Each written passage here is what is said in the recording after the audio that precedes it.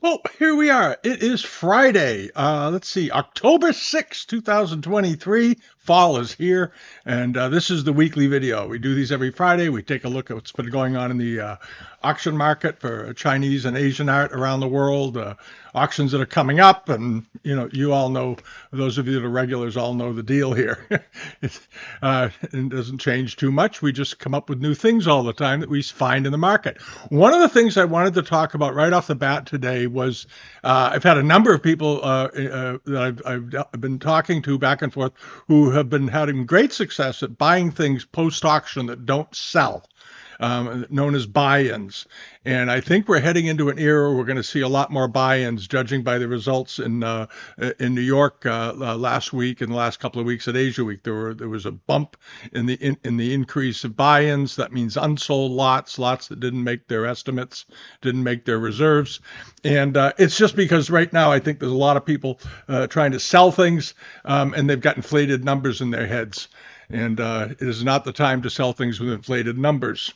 But it's a great time if you're a collector and you want to build your collection, because you're going to have ample opportunity to go in and take a look at what doesn't sell in auctions. Not because there's anything wrong with them.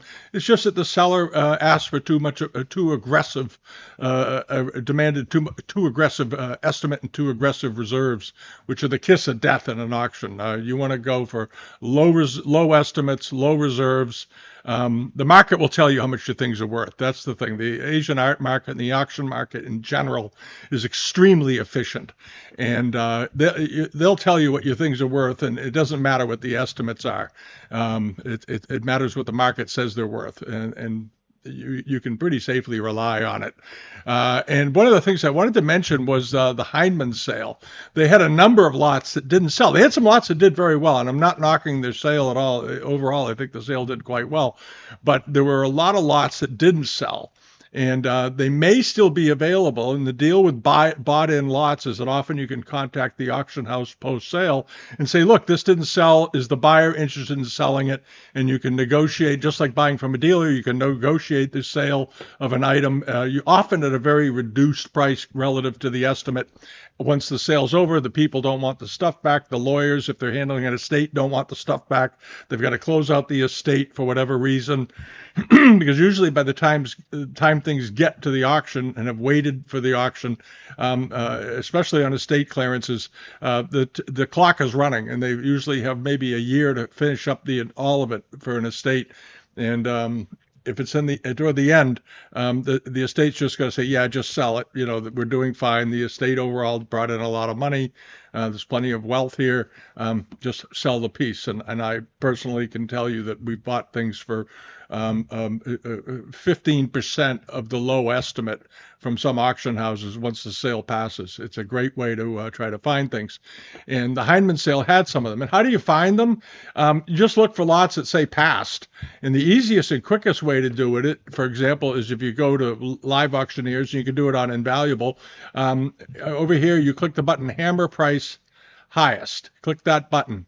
And what it does is it brings up everything that's sold. And then you go to the end and you look over here on pages 3 and 4, and now you start, that's the ones that didn't sell will be 0, and now you can find them. And you scroll down and wait for it. Hold on. There we go. Passed. All of these are past lots that didn't make their reserves or make their low estimates. And there were a couple of good ones in here, and I think they're worth, if you're a collector, reaching out. One of them is this.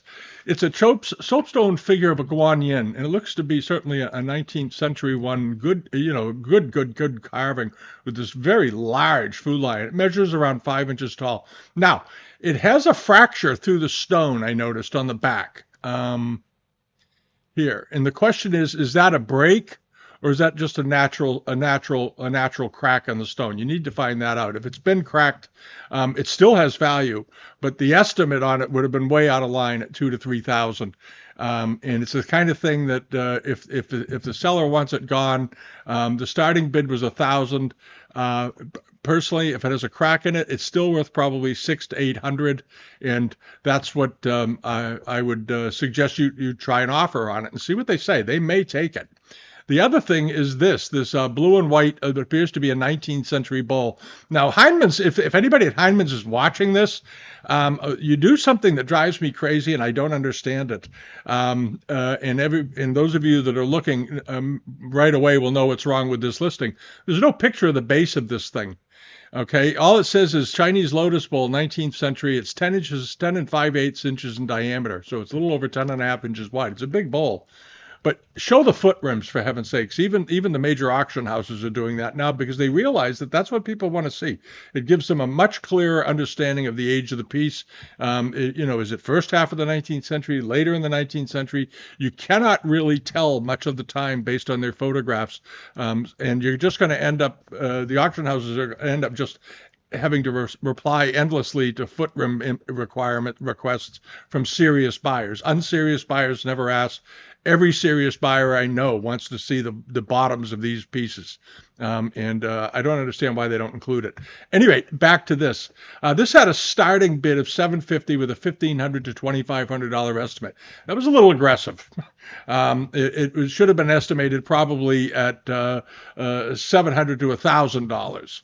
So I would go in this case, offer if you like the bowl and it's in good condition and hasn't been restored or anything, because there's no condition report in here. Offer if it's perfect, offer $600 or $700 for it, and I suspect you might have a shot at it. The next thing up is this kendi. It's a Ming kendi. It looks absolutely aesthetic. It's not one of the Japanese ones that often get confused for being the Chinese examples. It's very, very Wan Li. That's the owner, Mr. Billings. I happen to have talked to him a few times down in Nantucket. He's a very nice man. He's sort of a local character, but he's has some pretty good things in his personal collection. He's not a dealer. He's a collector, and he sort of lives there. And I think he lives in New Jersey or someplace on the East Coast the rest of the time. But at any rate, or he did. This is the Wan Li kendi. Now, these, as many of you know that buy these and pay attention to Wan Li prices, they typically sell for somewhere in the $1,400 to $1,600 range. This had a $2,000 to $3,000 estimate with a $1,000 starting price. It was just overestimated. That's all there is to it. And you can find lots and lots and lots of examples of these that have sold somewhere between $1,400 and $1,600. All right. So if you're interested in it, the starting bid is $1,000. If you want, offer them $1,200 or $1,300 and see what happens. You may get it. You may get a deal on it or $1,000. Get in touch with them. But this is the kind of thing where if you're really a collector, you can go in post sale and do pretty well. You can do pretty well for yourselves. Now, on to some results. The Robert Keim collection is finished up this week, and overall they had stupendous results, and it was not to the surprise of anyone. A couple of the rugs, I guess, were withdrawn from the sale for some reason. Either maybe there wasn't enough interest in them, or somebody in the family decided they wanted to keep them or bought them, or something happened. But at any rate, the ceramics overall did very, very well. As you know, we talked about the porcelain because Mr. Keim had a great eye. He had a lot of good porcelain, and you have all these pieces here. And just to touch base a little, there was this Ming Dynasty jar. This wasn't an enormous jar, as I recall. What was it? The measurements were in here. 22 centimeters high, so it was a little over 8 inches in height. It looks like a big jar. It looks like it's in the form of a big one, but it was beautifully painted. Had a very, very soft, very nicely done palette of cobalt. The flowers were nice, very Ming looking. I liked it a lot. I think it was probably a 15th century bowl somewhere in there. They just dated it as Ming. And it was estimated really reasonably at 4,000 to 6,000 pounds, which we discussed when we first saw it. And I think I said in the video, don't be surprised if it goes over the estimate because it's a very sweet porcelain. It ended up bringing $15,823 or 13,000 pounds plus premium. So you're up around about 18,000 with it by the time you're done. But it was a heck of a nice looking porcelain. And then there was the 3 jars. This was the one that you may recall that had the pair of these Wan Li Guan jars and then a single with a repair in it. But these two in the back were pairs, which a pair of these makes them pretty unusual. You don't see pairs of Wan Li jars very often in this size. These are big pots. They are what were these? How did they measure these out? I forget. they're usually 15 or so inches tall. Yeah, 49 centimeters in height. So that works out to 30. Yeah, about 16, 17 inches tall each, 18 inches. They sold for 22,000 pounds. That was a very strong price. But pears, okay, the power of the pear. And you don't see a lot of pears from the Ming Dynasty, so that may have had something to do with it. The other ones in that grouping did pretty well also. Here we have them. There was a pair that sold for 8,000 pounds, or two that sold for 8,000 pounds over here. And then you had the three that sold here for 10,000, and then you had these that sold for 22,000 pounds. All right, so the results were very, very good. And then there was the Wanli bowl, crack bowl. It was nice. It had some little restorations to it, apparently, but nothing too dramatic. It was 36 centimeters in diameter, or around 14 or about 15 or 16 inches in width. And it was only estimated at 600 to 800 pounds. And as we discussed before, that's just the auction house Drew Eats. They're pros. That's just their way of saying the stuff is all basically unreserved. We're here to sell it. These pieces, when you see a low estimate like this on a great object, it just means they're auctioning it no matter what. And it triggered some excitement. And the bowl ended up selling for $3,895 US plus premium, so around $4,600, $4,700, which is right in the ballpark. I think that it was worth. And then there was this Femi-Vert Kangxi vase with this. I thought this is just a very attractive pattern. It had some, looks like it had a repair in it and so forth, but a very unusual form. At the top had even been cut off, but people loved it for what it was. A very attractive piece of ceramic art. And very modern, almost modern looking. It looked like it was almost decorated in the 1930s. And it wasn't. This was a Kangxi example. And it did fine in the end. It was only estimated at 300 to 400 pounds. Ended up selling for 2,000 pounds, or around 2,434 US plus premium. All of these you have to add the premium on, which is about 25%. So you're up in the $3,400 range for this vase. All right, and this sale probably had a lot of competition from Mr. Kimes' customers. He was very liked by everybody that he did business with over many, many, many years. And, it wouldn't be a surprise to hear that a lot of his top customers, who were all very, very wealthy, came and bought something as a remembrance because they thought that much of the guy. People really liked him. And then there was the Kangxi bowl. This was a pretty big bowl. It was about 8 inches or so in diameter, 19 centimeters. That's a 7 3/4, 7.5 inch bowl. Ended up selling for $7,000 with a 400 to 600 pound estimate, 7,000 pounds rather, 8,520 plus premium. So you're up around, you're right up around $10,000 for the Kangxi bowl, and it wasn't marking period. It had the sort of squiggle business on the bottom, like this archaic form mark, but that was it. And it did very well. That was a very, very strong price for that. Again, power of provenance comes in here, it makes a big difference. All right, and the wholesale did well. I would suggest you go back if you like the kind of stuff that he had, and I think everybody probably did. Go back to the results. It's on Live Auctioneers, or you can go to the Drew Eats auction site and go through some of the prices. It's a good education in seeing how things can go. They did an outstanding job promoting this sale. They did I think 3 or 4 videos on the auction, on the collection. And it was also because again, people like this man a great deal. And the 3 auctions that they put together all had interesting things and were well presented. And they did a heck of a fine job. They really did. Drew Eats does a great job with their sales. And they seem very much on the up and up. All right, now over here, the other thing that sold this week was that we had talked about the Nordblom sale that took place up here about a week ago. It was last Saturday. They did very well. These, though, I think were sort of a bargain. It was a pair of these very large, heavily gilded Famille Rose export vases from the mid-19th century. They were 23 inches tall. These were big. And they sold for $1,700 plus premium, or about $1,200 a piece when you include it. include the premium in it. This wasn't bad. 1,700 hammer price plus buyer's premium, so you're up around 2,500. I think that was very inexpensive, unless these are heavily restored or something. I can't see how they or understand quite why they didn't bring more. If they had brought 5 or 6,000, I wouldn't have been at all surprised if they were in good condition. Maybe they were restored. I don't know. I didn't get a condition report on them.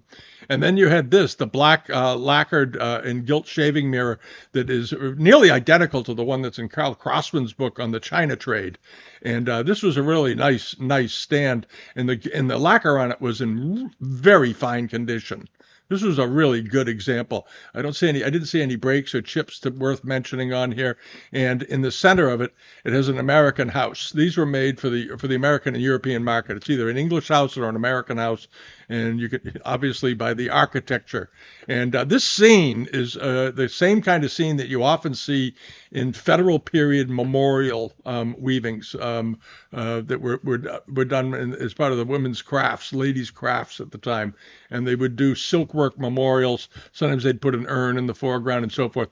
But this background scene at the house on the hillside, this spectacularly beautiful home with trees around it and all this was the kind of thing that you saw often in silkwork of the period. And someone obviously provided this to the Chinese and wanted it incorporated into the stand, which makes it quite interesting. And it ended up doing okay, but I didn't think it was a crazy price at all. I thought the price was very reasonable. Sold for pretty much right smack. The hammer price was right about smack in the center of the estimate.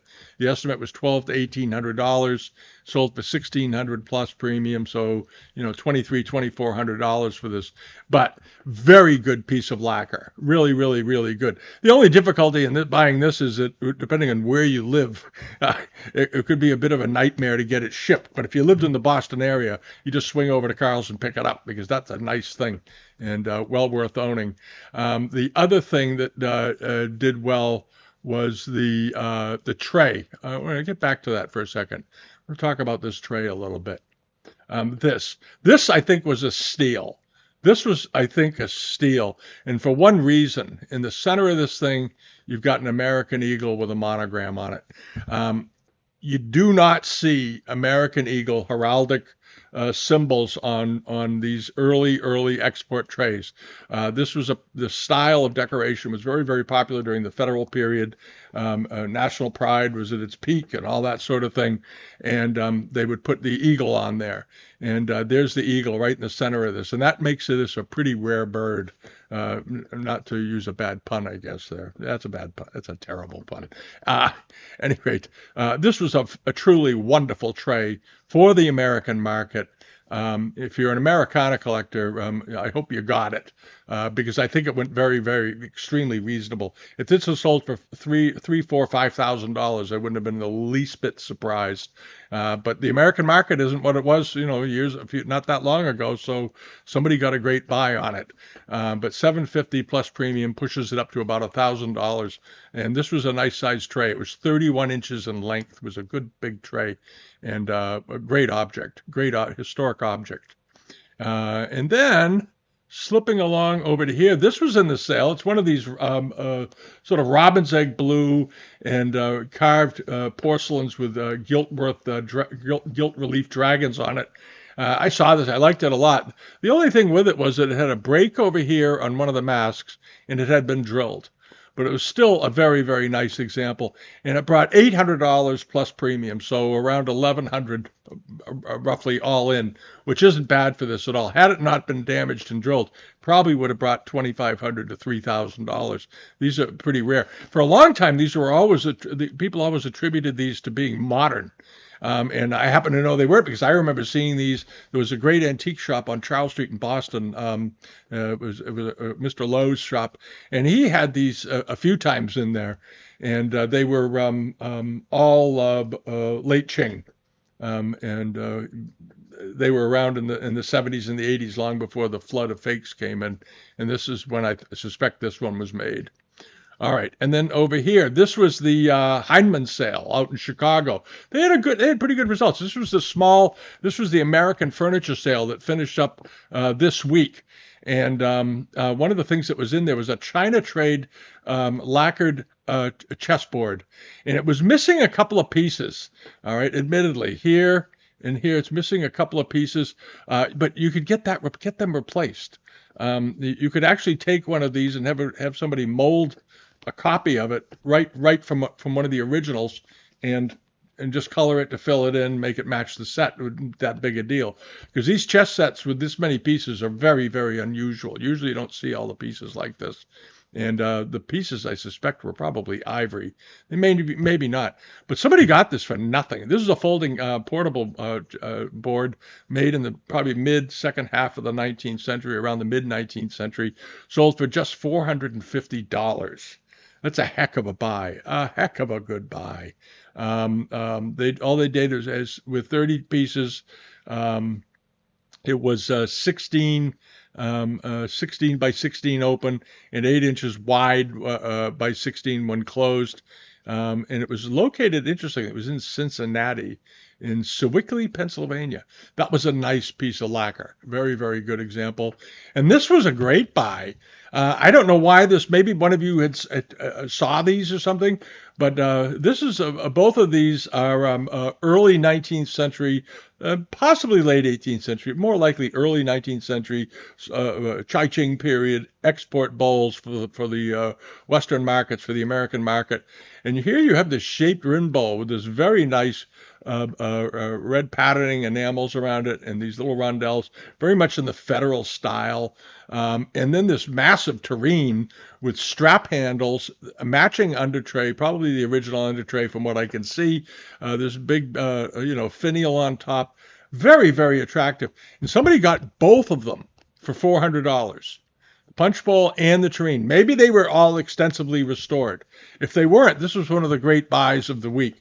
And this is, you get back to leave a bid. Because I suspect there are people out there that would have paid $600 or $700 for the tureen and under tray, and would have, and they'll pay, and people would pay another $500 or $600 for the bowl. And somebody got both of them for $400. So that's the way to buy stuff. All right, now. Next big thing, the collection of Anne and Gordon Getty. Do you remember months ago, the Gettys had a series of auctions they did at Christie's.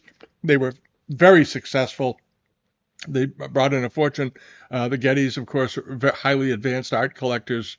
They had several houses and great things. And Anne Getty passed away a few years ago. And Gordon Getty has since, I think he's in a new relationship and so forth as life moves on. And they're selling off a lot of the collection that was built during their marriage to his first marriage, which is understandable. And they bought great things, point blank. This is some of the Chinese stuff that's coming up, and this is called Wheatland. And if you're wondering what Wheatland is the name of their estate. It's in an unincorporated. It's an unincorporated area northeast of Sacramento a ways, and it's in the country. It's very, very beautiful. There are lakes there. It's one of the prettiest parts of California, as a matter of fact. And they have all these Chinese objects that are coming out of it. And I want to go through just a few of them because I think they're pretty terrific. The estimates on some of them, I think, are a little aggressive, but who knows? The power of provenance could get them there. But this is in the sale. This is a terrific thing. It's late 19th, early 20th century, but very unusual. This big basin, and it measures 20 inches in diameter. This is a good size object with just an $800 to $1,200 estimate on it. Now, it may be repaired or have something wrong with it. I couldn't see anything that bothered me. There's no sign of any sort of repair or damage. You want to get it checked though. But if it's in perfect condition, this basin should bring $3,000 or $4,000. This is a big piece of porcelain, and it's very unusually decorated. It's a very unusual pattern, and very, very pretty. And then the pair of Portuguese plates, we've seen these before. These were produced originally to celebrate the 400th anniversary of the Portuguese making a connection in China. And these turn up. We've seen them over the last year in different pieces. They made quite a few of them, but they're very, very attractive and interesting, and they have a historic purpose to them, which I think is pretty great. And they were made during the Guangxu period at the end of the 19th century. They're very well known, instantly recognizable. Once you've seen them, you know them forever. The estimate is $3,000 to $5,000, which is about right. The estimate's a little bit aggressive, but not terribly, and it is a pair, so they're 9 inches in diameter. All right, and then over to this. This is a very unusual plate, Cape of Good Hope plates. These do not turn up on the market very often, hardly ever. It is 9.5 in diameter, and it was bought at Sotheby's in 1993. It was known as the Anonymous Sale in November of 93, so about 30 years ago, exactly. 30 years next month, as a matter of fact. And it was acquired by the Gettys from whoever bought it then. But this is a very unusual plate with these beautiful ships on it. And there's the Cape of Good Hope. And it looks like it's in quite good condition overall. Like I said, you don't see these very often. The estimate is $5,000 to $8,000. But if you're a China trade collector, you may find that to be well worth it. All right, now over to the other Chinese things in the collection. This is also from the Gettys. There are several of these, what they refer to as Ming windswept vases, with a figure here in the middle. This one is estimated at just $5,000 to $7,000. It's 12 inches tall. It's a very, very, very pretty vase. It's extremely pretty, and there's an even better one after this if you want something even fancier. But I think this one's awfully sweet. The decoration, the clouds, and so forth are excellent on this. It's folky, the bottom, the way the lappets are done, it's sort of folky, the way they were executed. I like this, and there it goes all the way around. There's the other figure. But there's also this one. And this one is a bit more robust, more in its width and shape. It's a little taller. It's a couple inches taller. It's I think it's 14 inches, 14 inches in height, and very lovely color, beautifully done, very classic 15th century decoration, all the way down. I like this a lot. I love the figures on it, and so forth. Anyway, 14 inches tall, and it's estimated at $15,000 to $20,000. I think that's pretty reasonable. And this could bring more than that. This could bring 40 or 50,000 because it's a fairly rare bird. It's beautifully potted, nicely decorated, and it's got good provenance. So it's got everything you want, basically. And then over here to this, there's a big service. And I think there's like 60 pieces altogether, 70 pieces in this service. I didn't add them all up. And it was bought through Andrea de Sasserbrand. It must be a decorator out there in 1984. But it's a heck of a good-looking service, and the pieces look like they're in quite good shape. You always want to check these big services out because sometimes they look great in an overall shot, and then you pull them in and they're sort of beaten to a pulp. Overall, these look pretty good. I would get a condition report if you're looking to buy a service, just to double check. Expect a few of them to have chips and cracks in them because that's just life. But overall, it looks like a pretty good service. Nicely done, around 1780 for the Chinese export market. Yes. Oh, there you go. Last quarter of the 18th century. That's what it says in the listing. I didn't know if they just put 18th century in. Anyway, 12 to 18,000 is the estimate for the entire lot. They could go for a little less than that. If they do, it's a very, very good buy. If you're a dealer and you're looking at this lot, you got to get out your calculator, get condition reports, and sort of figure out the breakup value of it if you don't have somebody who you think might be interested in buying the entire thing. Because you can always make money buying lots, usually not always, but 90% of the time, buying a big lot of things, breaking it up, and then selling them off smartly on their own. All right. And we've seen that many, many times. And then lastly is this, one of the rarest pieces of export porcelain in the sale, I think, anyway. It's the ice skaters from Holland. They call it the skating lesson. And there they are on the ice skating. I really like this plate. I just think it's terrific. And it's 14, how big is it? 14 inches in diameter. So it's technically a charger. It's got an old sticker on the back from somebody, I think, just describing what it is. A very fine old dish with Dutch skating on them. 14 and a quarter inches in diameter, I think it says. At any rate, that's sort of fun. But this is a very, very rare type. It was done during the Qianlong period, but early in the Qianlong period, right after the end of the Yongzheng Emperor. Really, really terrific like that. And then what was going on eBay last week? By the way, there's a lot of stuff coming up on eBay this week. Check the page. I was stunned. We saved them onto our watch list before we swap them, move them over onto the weekly newsletter page. And it looks like I don't know, there was only 50 or 60 a few weeks ago. Now it looks like it's 125 to 150 items. There's some good things in there. We've gone through, checked them all out as we always do. And they'll be on here by the time you see this video. So if you're watching the video, the page is already updated. And if you don't subscribe to the newsletter, it's free. You just sign up here, and you get notified as soon as we update the newsletter page each week.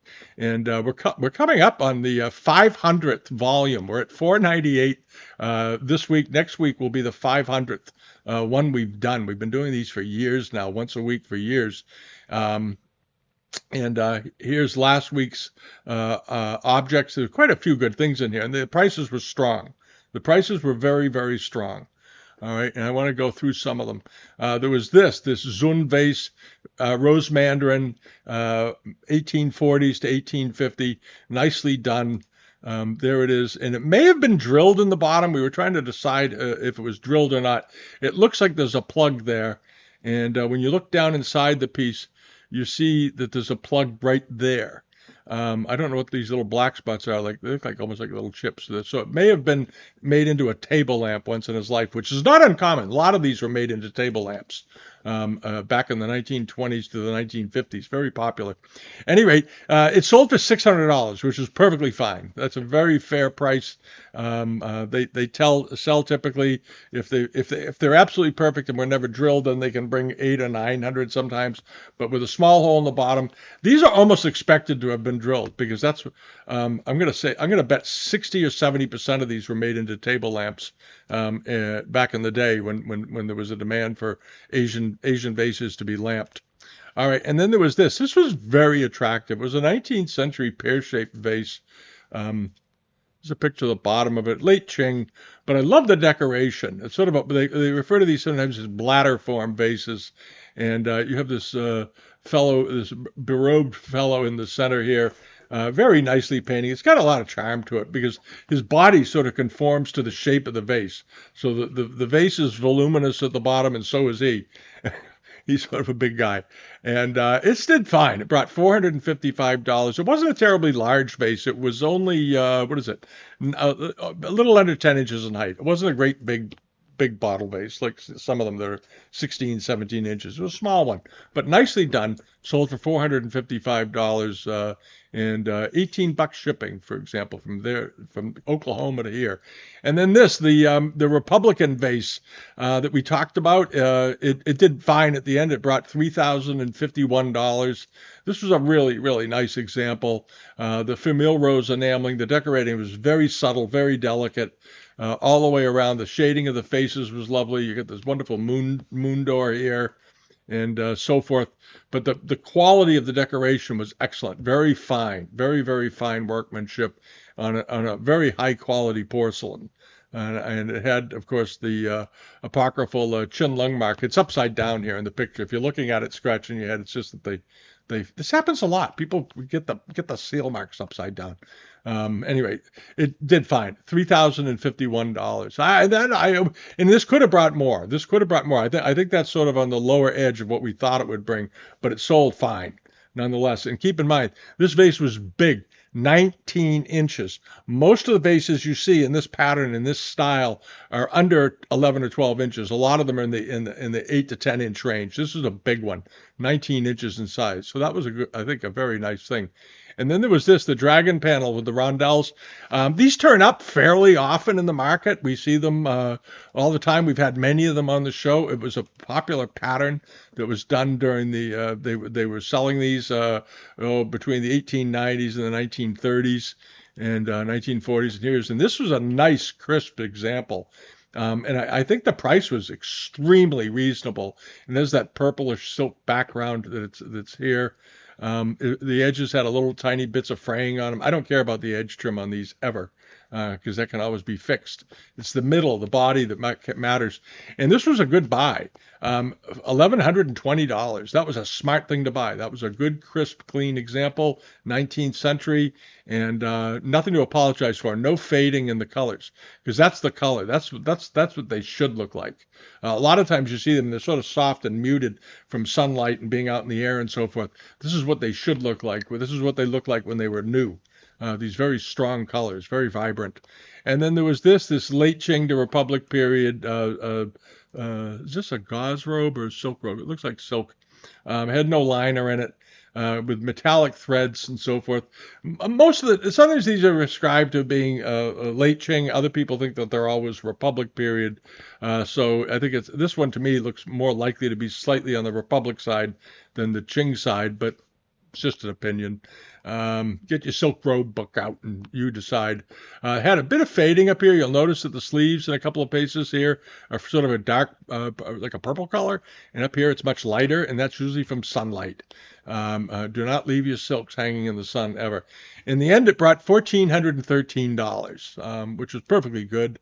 And then the big piano shawl with all the details on it. We talked about this just because I just thought this was such a dandy piece of silk.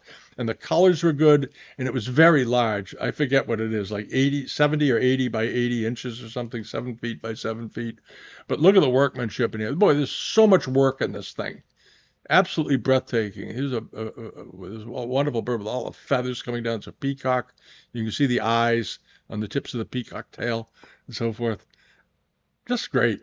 Liked that a lot. And it had the webbing around the outside still intact. And somebody picked this up for $2,025. That was not a bad buy at all. That was not a bad buy at all. It's late Qing probably. It could be early Republic, but most likely late Qing, I think. And $2,025 for a piece of silk that big, I think, is a very, very good buy. And then this one did really well. It took off. It was let's pull this in here. It brought over $4,000. But again, the colors on this were quite excellent. This was a 19th century panel with good color in the dragons. There are a pair of them fighting over the pearl, perfection. And here's the center of it. And the thing with this was it was quite striking. The more you look at it, it really did have a lot of visual appeal with the contrast of the blackish, or it almost looks like it could be a very, very, very dark blue, maybe black. It's hard to tell because the light reflects off of it. But when you have these colors on top of the silk, of black silk, and the wide range of colors, it really makes them very, very interesting. And the color palette on this thing was enormous. It was a very, very broad palette. There were 4 or 5 shades of blue. I sort of went through it and tried to figure out. There were several shades of green, several shades of reds and pinks and so forth. There's a cream color, a soft yellow, all kinds of good color in this. And it did really well. Everybody loved it. It brought $4,300. Okay, and then over here for the Katani buyers, this was a nice piece of Katani. We had a number of inquiries about it. I know there's excuse me, there's a core group of you out there that love Katani. I love Katani. And this was an unusual one because it didn't have a border on it, and it was this very ferocious-looking dragon swirling around in the center. As I mentioned, there was a tiny little wear spot on it, but a rather unusual piece of Katani wear. And it was, let's see here. Marked on the back right there. Nice example. And this was, who was selling this? Oh, Room Tonic in Marblehead, my buddy down there. And it did great in the end. It brought $598. But it was a nice piece. It was 10 inches in diameter and quite, rather atypical. Quite good. And then the large yellow ground late Qing bowl.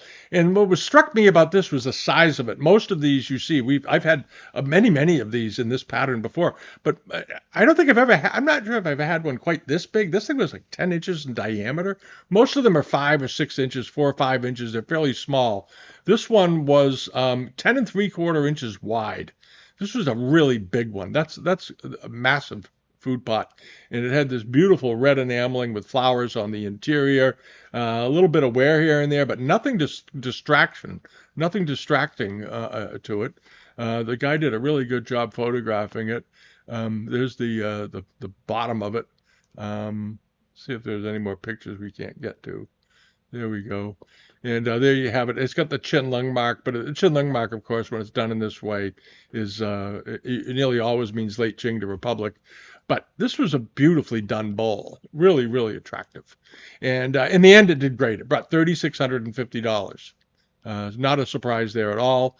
And then you had this, the Chin Lung Famille Rose basin or shallow bowl, I guess it is, but in very good condition. Again, the enamels were always check the enamel condition. It's not just enough that it's of type and style and period. Really, you don't want chips and nicks and stuff to the point where it's visually a distraction. You want to see the whole picture. And here you have pretty good enamels all the way around. It looks like there might have been a tiny bit of wear here, but that may be ground enamel that they added for the horses in that figure. But overall, the enameling on this looked quite excellent. And there's the foot rim, pretty typical. And there you go, probably Yongchen period to Qinlong era, 1740. They're dating it tentatively. This is Lion Goods over in Virginia, and they're pretty good on estimating age down there. They always have been. It's got a restoration to the rim, it says right here. But nice bowl. How big is it? 8 3/4 inches. Ended up selling for $810. Strong price. All right, and now what's coming up? There's a few things coming up I just want to mention, but check the newsletter page out this week. There's a lot. There's going to be a lot of stuff in there. I was stunned at how much there was. I was very, very surprised. One of them was this. This was something from Stubbsy Wubsy over in the UK in Essex. Is this pair of brush pots? These aren't extremely old. They're probably late Qing, possibly early Republic, but very nicely done. What I like about them is they've got immortals on the other side. Let me get to them here. Where are the pictures? There they are. You did a pretty good job with photographing, but the color of the wood is very, very good. Nice surface on these. I like these. And right now they're at they close on Sunday. They're only up to $15. They should bring 300 or 400 anyway. So if you like brush pots, you might want to go after those. And then these are from Ruface, has a bunch of things up, and so does Migolari. Migolari came back. I think he's looks like he's got about 30 or 40 items up right now. We're going to have those on the newsletter page because we always have what he puts decent things up. He's a good dealer. You have this probably Daoguan period pair of little vases here. They look pretty good. The foot rims on them look okay, and they have this big blank area in the middle. It's like it's not that they were. It's almost like they were unfinished, but they're not really. This is something that they did do sometimes. I have a pair of Kutani vases that actually have similar shape in a blank section in the middle, a blank register like this. And maybe they meant to put monograms on them when they got outside of the country or something. I'm not sure quite why, but I think they're interesting and they're nice and they're pretty. It's got a little repair up here on the top. I would get that cleaned up. That's sort of a lousy repair. And right now they're just up to $72. They close on Tuesday. And how big are these? 23 centimeters, so about 9 inches tall. So they should get up into the $400 or $500 range by the time it's done. But if you like pairs of vases, those are quite attractive, I think. And then a pair Astor patterned Kangxi period dish. And this is Gemini Antiques has these up. And this one was, I think this side was pretty big. Yeah, it was an 11 inch. This is an 11-inch plate. Most of the Astor pattern plates you see around are 7 to 9 inches. This is a bit bigger and quite striking. One of the first pieces of Kangxi porcelain I ever owned was a vase with an Astor pattern on it. There you go. This is a nice one. I think right now it's at $15 with 9 days to go. It just came up last night. It just got listed. We spotted it this morning. So expect it to get up there probably in the $400 to $600 range by the time it's done. But nice piece of porcelain. And here's another Yongchen to Qinlong period, probably Yongchen. Nice heavy enamels on this. Little chip out of the rim there, but otherwise it looks like a pretty good dish. And fortunately, that doesn't go. It's only the chip on the rim there is only in the cafe area, really. It doesn't go into the decoration. So if you bought it and wanted to get it fixed, it wouldn't be that big of a deal. They'd fill it and put the brown dressing back on. There's a day to go. Closes Sunday. It closes actually in 2 days. It's a little confusing. It's at $51. It ought to bring $175 to $225 by the time it's done. We'll see. And then lastly is this. Now, this is something you want to pay attention to. This is one of Miguelari's lots. This is a really pretty rare thing. It's a Shu Lao figure of a peach with the figure inside of it. All right. And it's a pretty good example. And right now, it's got 2 days to go, and it's only up to $64. If you've been looking at the Getty sale, they have one also. Now, this one's a little better. This one, admittedly, is a little crisper and sharper, but basically very strong kissing cousins. And this is the one that's in the Ann and Gordon Getty auction. Has a $4,000 to $6,000 estimate. All right, which I think is not crazy because these always do well. And this one, it isn't worth what that one's. It's not a $4,000 to $6,000 example because the colors aren't quite as vibrant. Of course, it may be the lighting too.